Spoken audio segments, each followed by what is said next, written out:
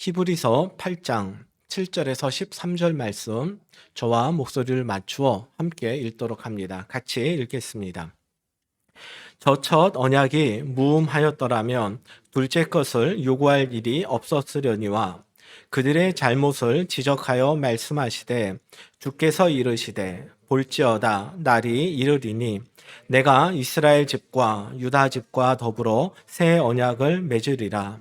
또 주께서 이르시기를 이 언약은 내가 그들의 열조의 손을 잡고 애굽 땅에서 인도하여 내던 날에 그들과 맺은 언약과 같지 아니하도다. 그들은 내 언약 안에 머물러 있지 아니하므로 내가 그들을 돌보지 아니하였노라. 또 주께서 이르시되 그날 후에 내가 이스라엘 집과 맺을 언약은 이것이니 내 법을 그들의 생각에 두고 그들의 마음에 이것을 기록하리라. 나는 그들에게 하나님이 되고 그들은 내게 백성이 되리라.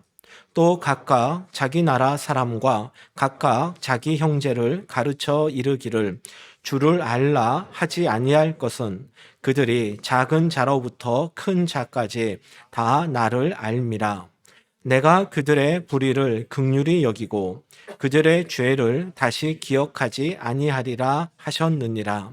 새 언약이라 말씀하셨음에 첫 것은 낡아지게 하신 것이니 낡아지고 쇠하는 것은 없어져 가는 것이니라. 아멘. 드디어 새 언약에 관한 구체적인 설명이 히브리서 8장 7절 이하에서 시작이 됩니다. 히브리서 기자는 이 부분에서 구약 성경 예레미야 31장 31절에서 34절 전체를 인용을 하면서 새 언약의 필요성과 그 새 언약에 담긴 약속의 내용을 설명을 합니다. 그런데 우리가 오늘 이 본문 속에 나오는 예레미야 31장 31절에서 34절 이 내용은 신약 성경에서 인용한 가장 긴 구약의 본문입니다. 이 말은 이 구절이 새 언약에 있어서 매우 중요하기 때문에 히브리서 기자가 길더라도 그 전문을 다 인용했다, 이렇게 볼 수 있는 것입니다. 이 언약에 대한 내용들을 한 구절씩 살펴보겠습니다. 먼저 7절과 8절입니다. 저 첫 언약이 무음하였더라면 둘째 것을 요구할 일이 없었으려니와 그들의 잘못을 지적하여 말씀하시되 주께서 이르시되 볼지어다 날이 이르리니 내가 이스라엘 집과 유다 집과 더불어 새 언약을 맺으리라. 저 첫 언약이 무음하였더라면 둘째 것을 요구할 일이 없었으려니와 이렇게 7절에 나옵니다. 하나님이 새 언약을 맺으신 것을 볼 때 옛 언약에 흠이 있는 것이 분명하다, 이런 뜻입니다. 흠이 없는데 왜 옛 언약 대신에 새 언약을 맺었겠느냐. 새 언약을 맺은 걸 보니 옛 언약은 분명 흠이 있다, 이렇게 시작을 합니다. 그런데 여기서 말하는 옛 언약의 흠은 두 가지 측면에서 생각할 수 있습니다.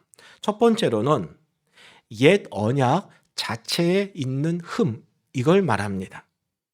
그런데 옛 언약에 흠이 있다, 이렇게 말을 하면 마치 하나님께서 실수를 하셨거나 잘못을 한 것처럼 우리가 생각할 수 있습니다. 하나님이 친히 언약을 만드시고 그 언약을 이스라엘 백성들과 맺었는데 그 언약에 지금 흠이 있다, 이러면 마치 하나님이 실수한 것 같습니다.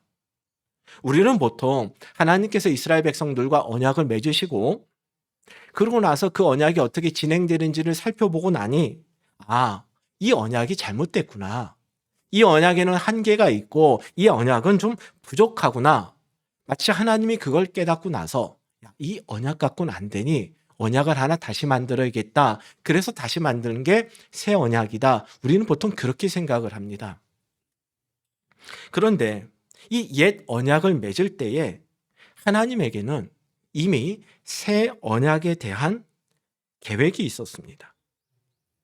즉, 옛 언약, 그걸 만들어 놓고 나서 나중에 가서 이거 갖고는 안 되겠네, 하나 다시 더 만들어야지, 이게 아니라 1단계의 언약이 있고 그 다음 단계의 언약, 이걸 옛 언약, 새 언약 이렇게 분류하면서 하나님에겐 이미 처음부터 그 계획이 있으셨다 이 말입니다. 이걸 조금 어렵게 표현을 하면요. 제가 보통은 이걸 좀 쉽게 표현하면 이러잖아요. 근데 이걸 좀 어렵게 표현을 하면은요. 옛 언약에서 새 언약으로의 대체는, 즉 언약이 옛 언약에서 새 언약으로 바뀐 것은 갑작스럽게 나타난 것이 아니라 하나님의 구속 경륜 속에 포함되어 있다. 조금 어렵죠? 하나님의 구속 경륜 속에 포함되어 있다. 이것은 하나님께서 우리 인류를 구원하시기 위한 그 하나님의 큰 계획 속에 이미 처음부터 새 언약이 들어 있었다. 이런 뜻입니다. 즉, 새 언약은 옛 언약이 잘못되어서 그 잘못을 보완하기 위해서 뒤늦게 만들어진 계획이 아니다. 처음부터 하나님의 구원 계획 속에는 새 언약이 들어 있었다. 이런 뜻입니다. 그럼 우리가 이런 질문을 할 수 있죠. 왜 처음부터 새 언약을 맺지? 왜 번거롭게 옛 언약 맺고 나서 이거 갖고 안 되니까 내가 너희랑 새 언약을 맺을게. 왜 이렇게 두 단계로 나누어서 하셨을까? 우리가 그런 생각할 수 있습니다. 왜 그러셨을까요? 옛 언약, 즉 율법을 통해서 먼저 우리가 율법을 온전히 지킬 수 없는 죄인임을 깨닫게 하기 위해서.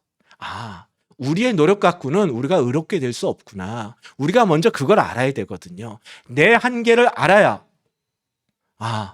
우리에게 구원자가 필요하구나.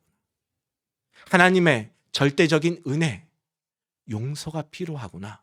그걸 이스라엘 백성들이 깨닫게 되거든요. 그래서 먼저 옛 언약을 통해서 우리로 하여금 우리 스스로 이 옛 언약을 지킬 수 없는 존재의 그 연약함을 깨우치기 위해서 이 단계가 필요했던 것입니다. 그래서 사도 바울은 율법을 우리를 그리스도에게로 인도하는 초등교사다 이렇게 설명을 했습니다. 즉 옛 언약 그 안에 담겨있는 율법의 기능은 우리를 의롭게 만들기 위한 그런 것이 아니라 바로 우리에게 구원자가 필요함을, 우리에게 예수님이 필요함을, 우리를 예수님께로 인도하는 그 기능을 한다. 그래서 이 언약도 중요하다라는 것입니다. 새 언약이 처음부터 하나님의 구원 경륜 속에 있다라고 하는 거, 목사님 도대체 무슨 근거로 그런 말을 합니까? 처음부터 하나님 안에 새 언약에 대한 계획이 있었는지, 나중에 뒤늦게 새 언약을 만들었는지 그걸 어떻게 알 수 있습니까? 이 부분은 제가 잠시 후에 말씀을 드리겠고, 먼저 큰 틀에서 옛 언약과 새 언약을 좀 비교해 보도록 하겠습니다. 히브리서 기자가 지금 이 본문에서요, 새 언약이라고 하는 그 말을 쓰는데, 옛 언약, 먼저 옛 언약을 하나님이 언제 누구와 맺으셨을까? 이거부터 좀 살펴보겠습니다. 구절을 보겠습니다. 또 주께서 이르시기를 이 언약은, 여기서 이 언약은 새 언약을 말합니다. 이 새 언약은 내가 그들의 열조의 손을 잡고 애굽 땅에서 인도하여 내던 날에 그들과 맺은 언약, 즉 출애굽한 이스라엘 백성들과 하나님이 언약을 맺으셨다는 거예요. 그걸 옛 언약이라고 그래요. 그러면 하나님이 이 옛 언약을 누구랑 맺으셨습니까? 이스라엘 백성들을 출애굽시키셨을 때, 즉 시내산에서 모세를 중재자로 놓고 이스라엘 백성들과 이 언약을 맺으셨다 하는 것입니다. 그리고 이 언약을 체결하는 그 내용이 출애굽기 19장에 가면 나옵니다. 하나님께서 이스라엘 백성들과 언약을 맺으시는데 언약의 핵심 내용이 19장에 나와요. 언약의 핵심은 이겁니다. 너희가 내 말을 듣고 내 법을 지키면 내가 너희의 하나님이 되고 너희는 내 백성이 될 것이다. 제가 벌써 몇 번 말씀드렸죠. 옛 언약. 우리가 하나님의 말씀을 지키면 하나님이 우리의 하나님, 즉 우리의 삶을 책임져 주시고 우리를 당신의 자녀 삼아 주신다. 이 말은요, 그 말씀을 지키지 않으면 우리는 하나님의 보호를 받지 못한다. 이게 옛 언약의 내용이거든요. 그 내용이 이제 출애굽기 19장에 나와요. 여러분, 언약에 대한 내용이 소개가 됐으면 그 다음에 뭐가 나와야 됩니까? 언약 체결하는 장면이요. 그런데 언약에 대한 설명이 출애굽기 19장에 나오는데 언약 체결식이 출애굽기 24장에 나와요. 갑자기 그 사이에 뭔가가 잔뜩 들어가 있어요. 이 구조를 알아야 그 옛 언약 속에 이스라엘 백성들이 지켜야 될 것이 무엇인지를 알게 됩니다. 제가 그 내용들을 좀 정리를 해놨습니다. 화면을 좀 보십시오. 출애굽기 19장에 담겨 있는 내용은요, 언약의 핵심 내용, 아까 말씀드린 대로 너희가 내 말을 잘 지키면 나는 너희의 하나님이 되고 너희는 내 백성이 될 것이다. 이 핵심 내용이 먼저 소개가 돼요.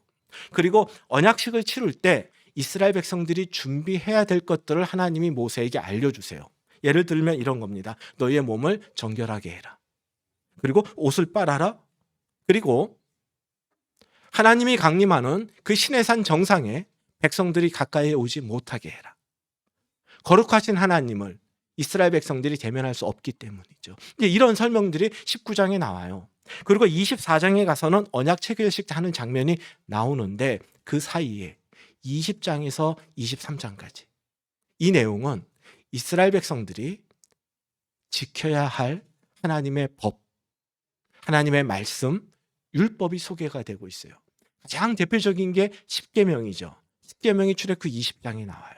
이어서 계속해서 이스라엘 백성들이 지켜야 될 율법의 내용들이 이 안에 자세하게 소개가 되고 있는 거예요. 그래서 19장에서 내가 너희와 이렇게 언약을 맺겠다 말씀하셨고 24장에 가서야 체결식이 나오는 것은 그 사이의 내용들을 이스라엘 백성들이 꼭 숙지하고 반드시 지켜야 할 것들, 이걸 강조하기 위해서였던 것입니다. 자, 구절을 좀 다시 보겠습니다. 또 주께서 이르시기를 이 언약 새 언약은 내가 그들의 열조의 손을 잡고 애굽 땅에서 인도하여 내던 날에 그들과 맺은 옛 언약과 같지 않도다. 하나님이 지금 말씀하세요. 옛날에 내가 너희의 조상 이스라엘 백성들과 맺은 그 언약, 그것과 지금 내가 너희와 맺을 새 언약, 이건 완전히 다른 언약이야.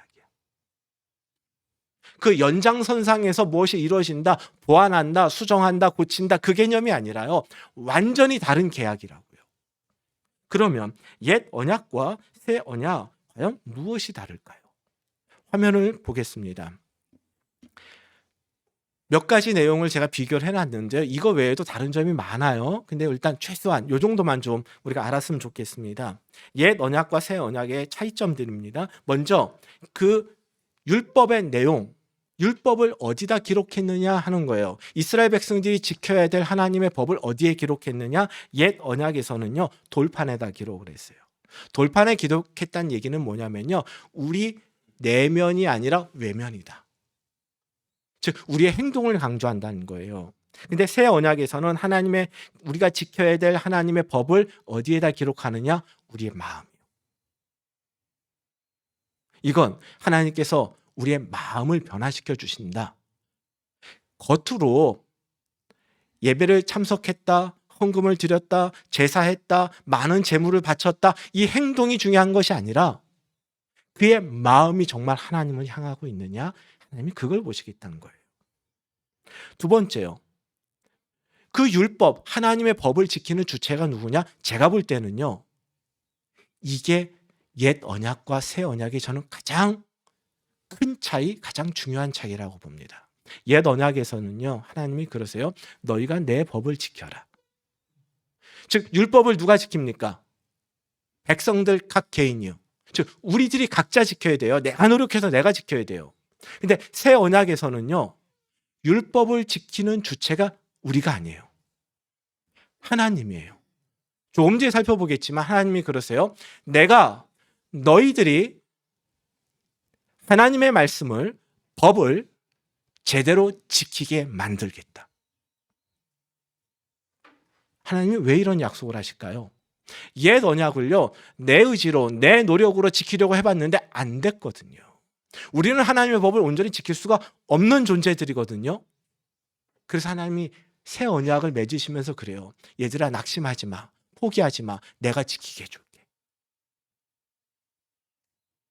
그래서 언약을 지키는, 준수하는 주체가 이렇게 달라지게 됩니다. 지금 제 설명을 듣고 조금 의아한 부분들은요, 조금 뒤에 다 어느 정도 해소가 될 것 같아요. 일단은 쭉 나가 보겠습니다. 그다음에 옛 언약에 담겨 있는 율법의 기능은요, 죄를 깨닫게 하는 거예요. 앞서 말씀을 드렸죠. 그래서 그 율법을 통해서 나에게 그리스도가 필요하구나, 이걸 깨닫게 됩니다. 그런데 새 언약 안에서 이 언약의 기능은요, 우리로 하여금 죄를 깨닫게 하는 것이 아니라 깨달은 그 죄들을 제거해 줘요. 즉 우리의 죄의 문제를 해결해 주는 게 새 언약이다 하는 겁니다. 이 언약의 유효 기간은 옛 언약은 한시적입니다. 임시적으로. 언제까지? 새 언약이 맺어질 때까지. 그리고 새 언약은 영원한 언약입니다. 이건 끝까지 이 언약이 유효하다라는 거예요. 그럼 언약 체결식은 어떻게 되느냐? 출애굽기 24장을 보면은요, 시내산에서 모세가 백성들을 대표해서 하나님 앞에서 이 언약 체결식을 할 때 하나님께서 19장에서 너희가 언약을 지키면 이러이러하게 될 것이다 설명을 하셨어요. 그리고 너희가 준비해야 될 것들 말씀해 주셨어요. 20장에서 23장까지 지켜야 될 언약들을 자세하게 설명을 해 주셨어요. 그리고 이제 이스라엘 백성들의 선택과 결정이 남은 거죠. 너희 어떻게 나랑 약속할래? 모세와 이스라엘 백성들이 하나님의 그 언약을 지키겠다고, 그 언약 안으로 들어가겠다라고 고백과 다짐을 합니다. 그리고 그냥 말로만 하는 것이 아니라 이 언약 체결식을 위해서 짐승을 잡아 피를 뿌립니다. 이게 언약 체결식이에요. 내가 언약을 지키지 않으면 마치 이렇게 죽겠습니다, 이런 의미와 그 피처럼 내가 반드시 언약을 지키겠습니다 라는 약속을 짐승을 잡아 죽이는 것으로서 진행이 된 거예요. 새 언약식은 과연 어떻게 이루어지는가? 분명 피가 필요합니다. 그 피가 바로 예수님이 십자가에서 흘리신 피요. 예수님께서 십자가에서 그 피를 흘리셨어요. 우리가 할 일은 뭡니까? 그 예수님을 믿는 거예요. 이 언약을 체결하기 위해서 예수님이 피 흘려 죽으셨구나. 제가 그 언약에 동참하겠습니다. 이게 예수님을 믿는다란 의미가 됩니다. 그렇게 해서 새 언약 안에 우리가 들어가게 되는 거예요. 자, 이게 오늘 제가 설명드릴 것의 전체의 핵심들이에요. 이제 요걸 좀 하나하나 조금 더 자세하게 이제 말씀을 드리겠습니다. 그에 앞서서 새 언약이 하나님의 구속 경륜 속에 이미 포함되어 있었다, 그렇게 말할 수 있는 근거가 뭐냐? 자, 그걸 먼저 간단하게 말씀을 드리겠습니다. 우리 오늘 본문 속에 길게 인용되어 있는 예레미야 31장 31절에서 34절, 그중에 31절과 32절을 보면은 하나님께서 말씀하시죠. 보라, 날이 이르리니 내가 이스라엘 집과 유다 집에 새 언약을 맺으리라. 이미 신약 시대가 아니라 구약 시대에 새 언약에 대한 하나님의 계획이 소개가 되고 있어요. 목사님, 출애굽기 시대하고요, 예레미야 시대는요, 얼마나 그 시간이 많이 흘렀는데요. 그렇죠. 예레미야는요, 북이스라엘이 망하고 남유다가 곧 망할 위기에 있을 때, 그리고 남유다도 멸망하는 것을 경험한 선지자예요. 지금 이 말씀은 너희가 망하더라도 하나님께서 새 언약을 맺어서 너희를 다시 회복시켜 주실 것이다, 그런 흐름 속에서 나온 말씀이거든요. 이거 갖고는 안 되겠죠. 벌써 옛 언약이 맺어지고 수많은 세월이 흐른 후에 가서 백성들이 못 지키니 새 언약을 맺은 거 아닙니까? 우리가 그렇게 볼 수 있다고요. 그런데요, 에스겔서를 봐도요, 새 언약에 대한 약속들이 나와요. 근데 이 에스겔서도 마찬가지예요. 에스겔도 포로 시대 활동하던 선지자 아닙니까? 즉 제가 지금 소개해드렸던 세 구절 모두가 구약 시대의 새 언약에 대한 하나님의 계획이 있었음을 알려주는데 시간적으로 너무 많이 뒤로 흘러버렸잖아요. 그러니까 이거 갖고는 부족해요. 그런데 이 구절은 어떨까요? 신명기 30장 말씀입니다. 신명기서는요, 이스라엘 백성들이 시내산에서 하나님과 언약을 맺은 때로부터 길어봤자, 아무리 길게 잡아봤자 38년이거든요. 그때 이미 하나님께서 모세를 통해서 새 언약에 대한 말씀을 백성들에게 주셨습니다. 신명기 30장 6절 말씀을 제가 세 번역으로 읽어드리겠습니다. 주 당신들의 하나님이 당신들의 마음과 당신들 자손의 마음에 할례를 베푸셔서 순종하는 마음을 주실 것입니다. 새 언약에 대한 내용이 없는데요. 마음에 할례를 행한다는 표현이 있죠. 이것이 바로 새 언약을 우리의 마음판에 기록한다, 이 의미예요. 그리고 계속해서 앞에 예레미야서, 에스겔서, 신명기 말씀 속에 다 나오는 게 뭐예요? 너희가 너희에게 순종하는 마음을 줄 것이다. 그 앞에 구절에서도 이런 표현이 나옵니다. 에스겔서에서도 내 율례를 따르며 내 규례를 지켜 행하게 할 것이다. 새 언약의 내용들이죠. 바로 이처럼 하나님께서는 이미 옛 언약을 선포하고 맺으면서 동시에 새 언약의 계획을 갖고 계셨다는 것입니다.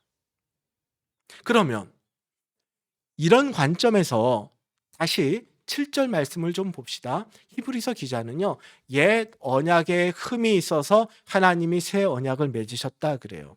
그러면 여기서 말하는 옛 언약의 흠은요, 옛 언약 자체가 진짜 뭔가 잘못이 있고 흠이 있다, 그 의미가 아니라 이 옛 언약은 새 언약을 체결할 때까지만 유효한 임시 언약이다. 여러분, 임시 언약, 임시적으로만 유효한 언약이 있다면 그 유효 기간이 끝나면은 새 언약을 다시 맺어야 되잖아요. 우리 교회 사무실도요, 뭐 2년, 3년 혹은 5년 이렇게 전세 계약을 맺어요. 그러면 그거는 2년, 3년간만 유효한 계약이잖아요. 그 계약이 종료되면은요, 그 계약을 다시 맺어야죠. 이게 임시 언약이라는 거예요. 그런 의미에서 흠이 있다라고 표현했고, 이 임시 언약이니까 이제 그것이 유효 기간이 다 됐으니 새 언약을 맺는다. 그런 의미에서 옛 언약엔 흠이 있다, 이렇게 말을 한 것입니다. 그런데 이 7절에서 말하는 옛 언약의 두 번째 의미는 바로 이 언약을 지켜야 할 이스라엘 백성들의 잘못을 말합니다. 언약을 지키지 못하는, 율법을 지키지 못하는 이스라엘 백성들의 그 죄, 이걸 7절에서 옛 언약의 흠이라고 표현을 한 것입니다.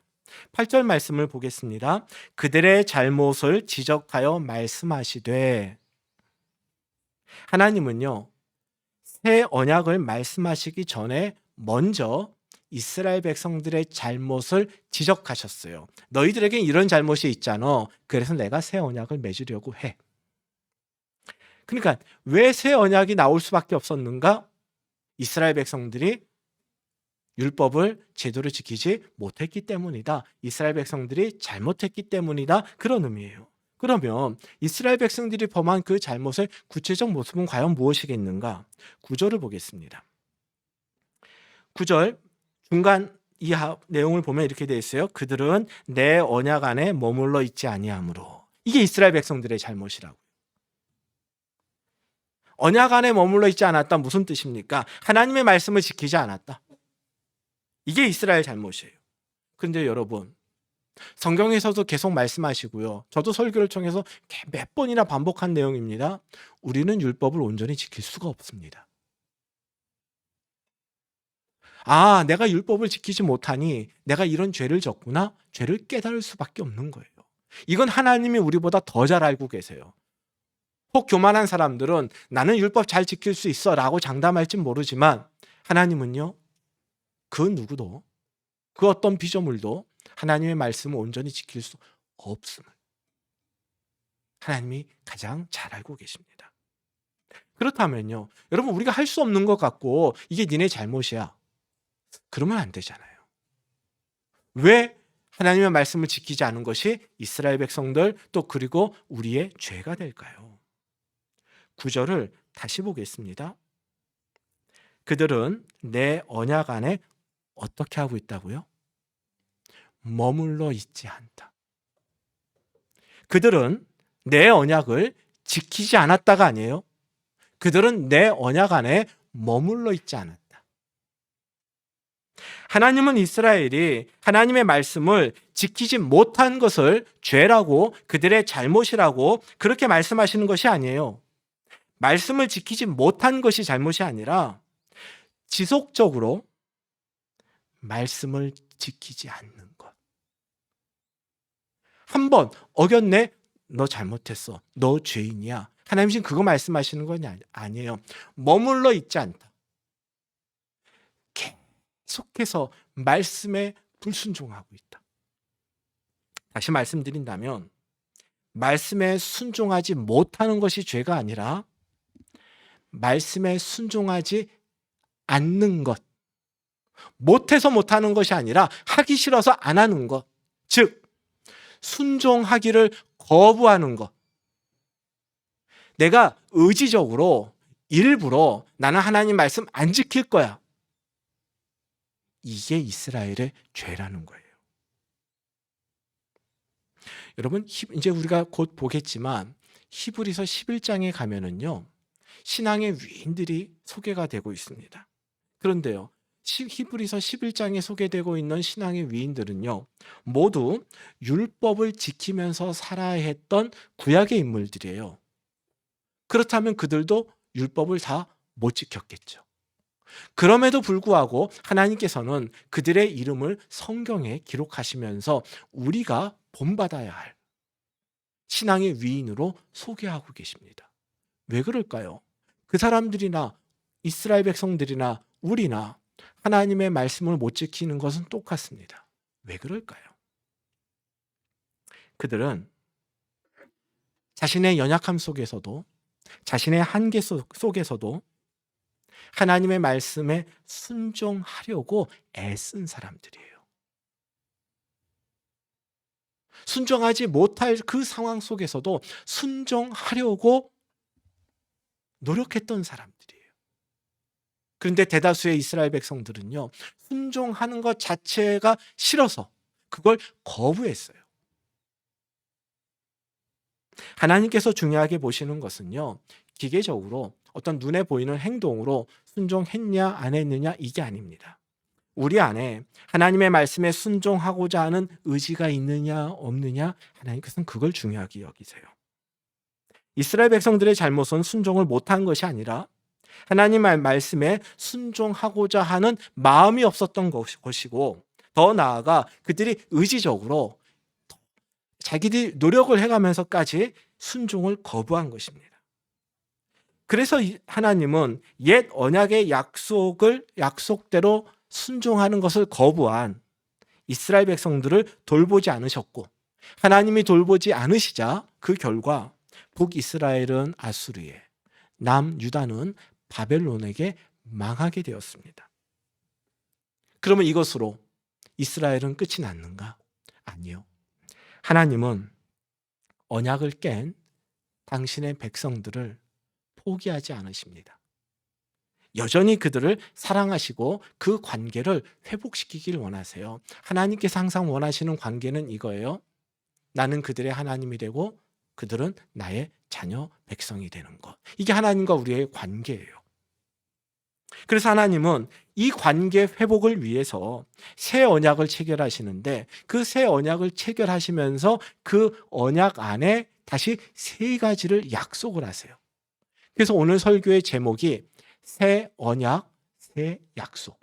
그러니까 새로운 언약 속에 담겨 있는 세 가지 하나님의 약속. 과연 하나님은 율법을 지킬 수 없어서 결국 하나님의 돌봄을 받을 수 없는 나락으로 떨어진 이스라엘을, 또 우리들을 어떻게 회복시켜 주실까? 그것이 이 세 가지 약속 안에 담겨져 있는 것입니다. 그 세 가지 약속을 보겠습니다. 새로운 언약 속에 담겨져 있는 첫 번째 하나님의 약속은 바로 하나님의 법을 백성들의 생각에 두고 마음에 기록하겠다 하는 약속입니다. 10절 말씀입니다. 또 주께서 이르시되 그날 후에 내가 이스라엘 집과 맺을 언약은 이것이니. 내가 이제 새롭게 맺을 언약은 이것이다 하고 시작이 되는 거예요. 내 법을 그들의 생각에 두고 그들의 마음에 이것을 기록하리라. 마음에 할래. 이스라엘의 문제는 순종하지 못한 것이 아니라 순종을 거부한 것이라 했습니다. 즉 그들의 마음 안에 순종하려고 하는 그 생각이 없었던 거예요. 그래서 하나님은 새 언약을 통해 제일 먼저 하나님의 말씀을, 우리가 지켜야 될 그 하나님의 말씀을 우리의 생각에 두고 우리의 마음에 기록해 주시겠다고 하는 거예요.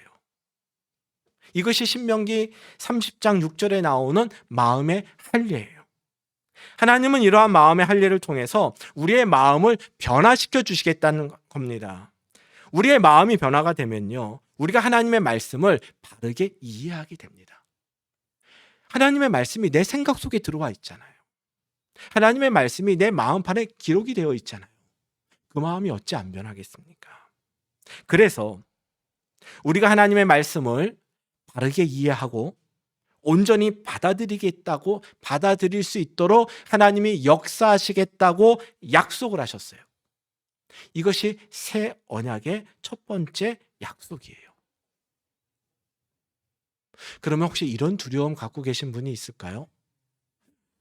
하나님과 새 언약 관계를 맺으면 내가 하나님의 말씀을 지키도록 하나님이 역사하신다는데 나는 아직 하나님의 말씀 제대로 안 지키는데, 나는 아직 하나님의 말씀대로 살지 않는데, 하나님의 말씀이 다 믿겨지지도 않는데, 그러면 나는 하나님과 언약 관계 속에 들어간 것이 아닌가? 우리가 그런 생각할 수 있잖아요. 근데 여기서의 이 약속의 실현은요, 지금 당장 내 눈앞에서 100% 이루어지는 것이 아니라 마지막 때에 온전히 완성이 돼가요. 즉 우리가 살아가는 이 시간들은 하나님께서 우리 안에서 이 약속을 이루어 가시는 과정이다, 이렇게 보시면 되겠습니다. 그래도 여전히 의구심은 남아요. 도대체 하나님이 하나님의 말씀을 어떻게 내 생각에 두고 내 마음에 그걸 기록하실까? 도대체 어떻게 그런 일을 하지? 칼이 들어오는 것도 아니고 볼펜이 들어오는 것도 아니고 어떻게 내 생각과 마음을 하나님이 변화시키지? 하나님께서 그 부분에 대해서 이렇게 말씀을 해주십니다. 앞서 소개했던 구절인데 다시 보겠습니다. 에스겔서 36장 26절과 27절입니다. 또 새 영을 너희 속에 두고 새 마음을 너희에게 주되 너희 육신에서 굳은 마음을 제거하고 부드러운 마음을 줄 것이며 또 내 영을 너희 속에 두어 너희로 내 율례를 행하게 하리니 너희가 내 규례를 지켜 행할지라. 하나님께서 우리의 마음에 할례를 행해서 우리의 마음을 변화시키는 그 일, 우리의 마음을 변화시켜서 우리가 하나님의 말씀을 거부하던 그 단계에서 하나님의 말씀을 적극적으로 믿고 또 적극적으로 순종하게끔 그렇게 우리를 변화시키는 그 일을 성령님을 통해서 하신다고. 이게 성령님의 역사예요. 우리가 할 일은 무엇입니까? 예수 그리스도의 피로 우리가 하나님과 언약 관계 아래 들어가게 되었다, 예수님을 믿는다 하는 그 고백이 이루어지면 하나님께서는 우리에게 성령을 보내셔서 우리의 마음을 새롭게 해주신다는 거예요. 우리의 마음이 너무 굳고 딱딱해서 하나님의 말씀이 심겨지지 않았었는데 성령님께서 그 굳은 우리의 마음들을 부드럽게 바꿔주셔서 하나님의 말씀이 우리 안에 기록이 되고 우리 안에서 자리를 잡게 되고 우리의 마음을 변화시켜 결국 우리의 삶으로까지 그 변화를 이어지게 하신다. 이것이 하나님이 성령님을 통해서 우리에게 하시겠다라는 약속입니다. 여러분, 옛 언약 아래서 누가 율법을 지켜야 했습니까? 우리가요. 내가 의지적으로 노력해서 그 율법을 지켜야만, 그래야만 하나님의 그 언약 관계가 유지되었어요. 그런데 새 언약에서는요, 우리가 예수님을 믿기만 하면은요, 하나님께서 성령님을 통해 우리가 하나님의 말씀에 순종하는 사람으로 만들어 주셔서 그 새 언약이 계속해서 유지되게 해주신다고요. 당연히 새 언약이 좋은 거 아닙니까? 바로 이런 의미에서 내 의지로 그 약속을 유지해 가야 되느냐, 성령님을 통해 그 약속이 유지되어 가느냐, 바로 이 차이입니다. 그래서 히브리서 기자는 계속해서 옛 언약보다 새 언약이 더 좋은 겁니다. 자꾸 옛 언약으로 돌아가려 하지 말고 새 언약의 체결자이신 예수 그리스도를 붙잡으십시오, 이 얘기를 하고 있는 것입니다. 새 언약 속에 담겨져 있는 하나님의 두 번째 약속입니다. 그것은 작은 자로부터 큰 자까지 다 하나님을 알게 되는 것입니다. 11절을 보겠습니다. 또 각각 자기 나라 사람과 각각 자기 형제를 가르쳐 이르기를 주를 알라 하지 아니할 것은 그들이 작은 자로부터 큰 자까지 다 나를 알미라. 첫 번째 약속, 마음의 할례가 이루어지면은요, 다시 말해서 성령님의 역사로 우리의 굳은 마음이 부드러워져서 하나님의 말씀을 알고 믿고 우리가 받아들이게 되면 누구나 하나님을 알게 될 것입니다. 여러분, 우리가 하나님을 안다라고 하는 것, 이 안다라고 하는 것은 성경에서는요, 늘 지식의 영역이 아닙니다. 그걸 뛰어넘어요. 하나님을 안다라는 것은 그 지식의 문제를 포함해서 삶으로까지 그 지식이 연결되는 거예요. 즉, 하나님을 온전히 안다라는 것은 하나님이 원하시는 삶을 산다라는 거예요. 하나님이 우리를 그렇게 바꿔주시겠대요. 첫 번째 약속의 결과, 이 두 번째 약속이 실현된다면, 자, 첫 번째 약속의 주체도 하나님이셨잖아요. 그 결과 두 번째 약속이 실현된다라고 하는 것은 이 두 번째 약속, 우리가 하나님을 알아가는 것도 내가 알아가는 것이 아니라 하나님이 알게 해주신다. 이 주체 역시 하나님이라고 하는 것입니다. 우리의 삶이 하나님이 원하시는 삶으로 바뀌는 것, 내 의지, 내 노력이 아니라 하나님이 그 일을 해주신다라는 겁니다. 여러분, 마음이 좀 편해지지 않습니까? 우리 안에 항상 그 부담감이 있었잖아요. 내가 하나님의 뜻대로 살지 못했는데. 거의 매주 주일 예배 대표 기도하시는 분들 항상 그 기도하잖아요. 지난 한 주간도 하나님의 말씀대로 살지 못한 이 죄인을 용서해 주십시오. 이게 늘 우리 안에 죄의식으로 남아 있잖아요. 근데 내가 하나님의 말씀대로 살지 못한 게 내 잘못이 아닌 것 같아요. 하나님이 그렇게 만들어 주실 건데 아직 안 만드셨나? 우리는 그냥 가만히 있으면 하나님이 우리를 어느 날 갑자기 하나님의 말씀대로 살아가는 사람으로 그렇게 바꿔주실까요? 저는 그렇지 않다고 봅니다. 우리가 말씀대로 살려고 결단하고 노력할 때, 근데 잘 안 되잖아요. 그럼에도 불구하고 포기하지 않고 계속해서 하나님의 말씀을 붙잡고 말씀대로 살아가고자 애쓸 때 하나님께서 그러한 연약한 우리들을 도와주셔서 우리를 반드시 말씀의 사람으로 변화시켜 주실 것이다. 저는 이것이 두 번째 약속의 내용이라고 봅니다. 그래서 여러분, 우리 자신을 좀 돌아보십시오. 우리의 마음은 여전히 굳어 있지 않습니까? 여전히 하나님이 원하시는 삶과는 거리가 멀지 않습니까? 그렇더라도 하나님께서는 우리가 예수님을 믿고 있는 한 우리를 말씀의 사람으로 변화시켜 주실 것입니다. 이것을 믿고 우리는 오늘도 비록 어제 말씀의 삶을 살아가는데 실패했을지라도 오늘 다시 이 하나님의 약속을 믿고 하나님 말씀에 순종하는 삶을 선택해야 할 것입니다. 그렇게 선택하는 자들, 또 그 선택이 쌓였을 때 그 최종적 모습이 바로 하나님께서 약속하신 하나님을 온전히 알아가는 그 사람으로 바뀌어 있을 것입니다. 여러분, 이 10절 9절 참 좋지 않아요? 다시 보세요. 또 각각 자기 나라 사람과 각각 자기 형제를 가르쳐 이르기를 뭐라 그래요?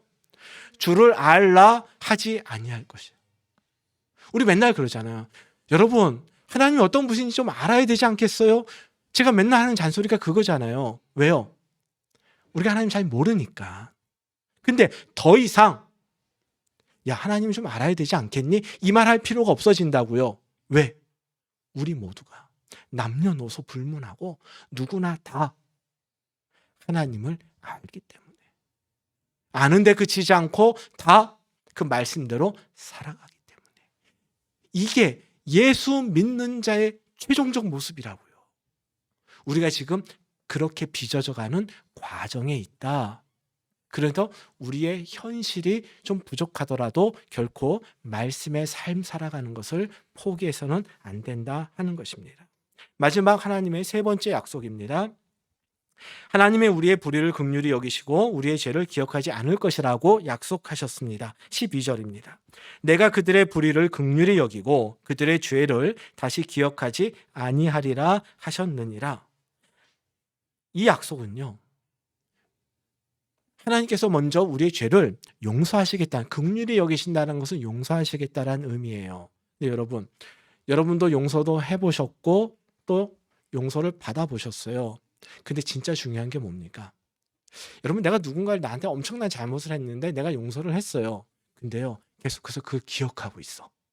저 인간 저거 나한테 엄청나게 잘못했지. 그럼에도 불구하고 내가 그걸 용서해 줬지. 그러면 내 안에 응어리들이 풀리지 않아요. 진짜 용서가 뭡니까? 그걸 기억하지 않는 거죠. 저 인간 저거 못된 놈, 내 왼수, 이걸 기억하지 않는 거예요. 하나님이 그렇게 우리를 대하신다고요. 우리의 죄를 용서해 주실 뿐만이 아니라 그 죄를 기억하지 않으신대요. 즉, 세 번째 약속은 뭡니까? 너희가 비록 죄인이라 할지라도 너희가 예수 그리스도를 믿는 한 내가 너희를 용서하고 너희의 죄를 기억하지 않겠다. 완전히 용서하겠다. 이것이 하나님의 세 번째 약속이에요.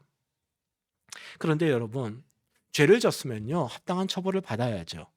이게 하나님의 공의예요. 이게 하나님의 정의예요. 이게 깨지면 안 돼요. 이건 하나님도 어쩔 수가 없어요. 정의의 하나님은 반드시 죄에 대해서는 대가를 치르게 하십니다. 그렇기 때문에 하나님은 우리의 죄를 완전히 용서하시기 위해서 예수 그리스도를 희생 제물로 삼으십니다.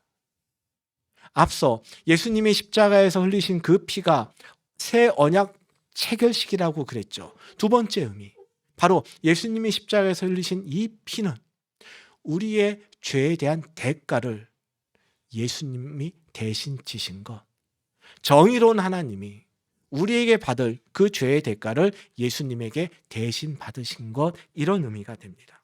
그래서 히브리서에서는요, 이 새 언약에 대한 설명 이후 이제 앞으로 예수님의 속죄 제사를 설명합니다. 그리고 예수님이 우리의 희생 제물됨을 소개하고 있습니다. 왜? 새 언약에서 이게 빠지면 이 죄 문제가 해결이 안 되기 때문인 것이죠. 여러분, 지금까지 옛 언약과 이것과는 완전히 다른 새 언약에 담겨져 있는 하나님의 세 가지 약속에 대해서 말씀을 드렸습니다. 우리 머리로 한번 정리를 해봅시다. 하나님은 성령님의 역사를 통해서 우리의 마음을 바꾸어 하나님의 말씀을 받아들이고 지키는 말씀의 사람으로 만들어 주겠다고 약속하셨습니다. 두 번째로, 그 결과, 우리의 마음이 바뀐 결과 우리는 모두 하나님을 알게 될 것이고 하나님의 기대에 부응하는 그런 삶을 살게 해주겠다라고 하나님이 약속하셨습니다. 그리고 하나님은 예수 그리스도를 희생 제물 삼아서 우리의 죄를 기억하지 않을 만큼 완전히 용서해 주시겠다고 약속을 하셨습니다. 이것은 아무에게나 주어지는 약속이 아니라 예수님을 믿는 성도들에게 하나님이 하신 새로운 언약의 내용입니다. 그리고 마지막 때에 완성될 하나님의 자녀들, 바로 우리들의 최종 변화된 모습입니다.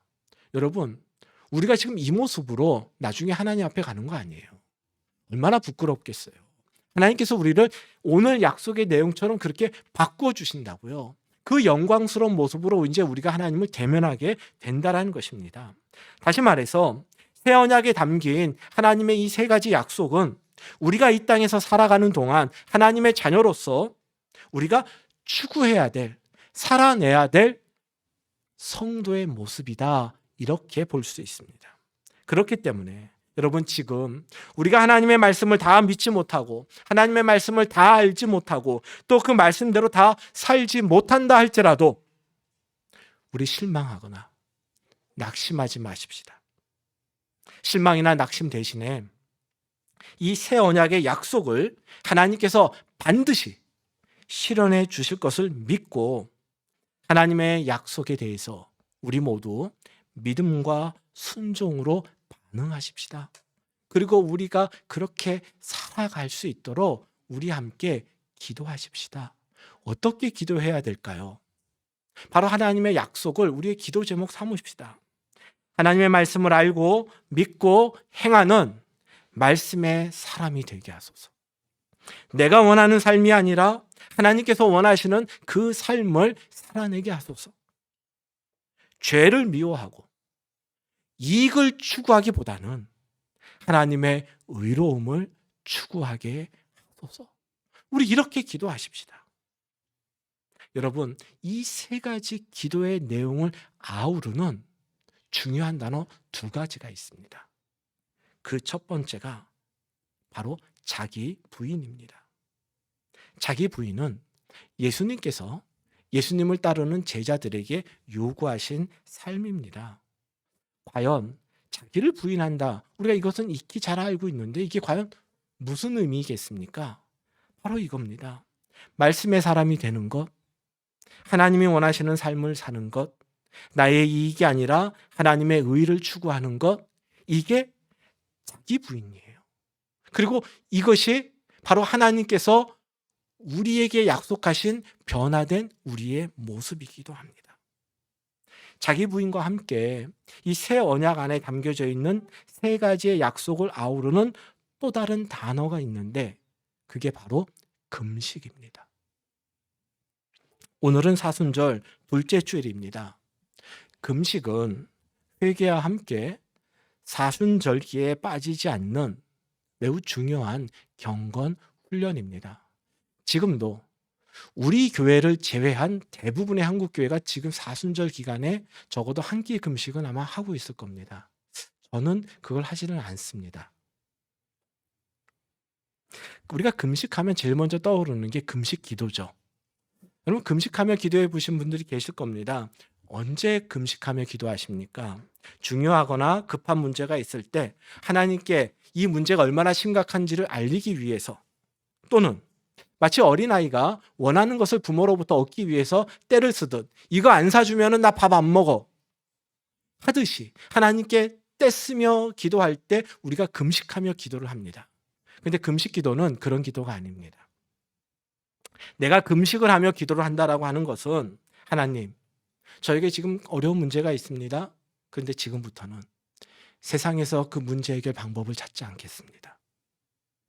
사람 의지하지 않겠습니다. 전적으로 하나님만 의지하고 하나님의 방법으로 이 문제가 해결되기를 원합니다. 이 고백을 담아서 하는 게 금식 기도예요. 음식을 의지하지 않겠다가 결국 세상을 의지 않겠다라는 그 상징적 행위로서 음식을 끊는 겁니다. 그리고 사순절에 행하는 금식은 대부분의 교회가 그래요. 주님이 당한 고난 우리가 어찌 그냥 보낼 수 있겠습니까?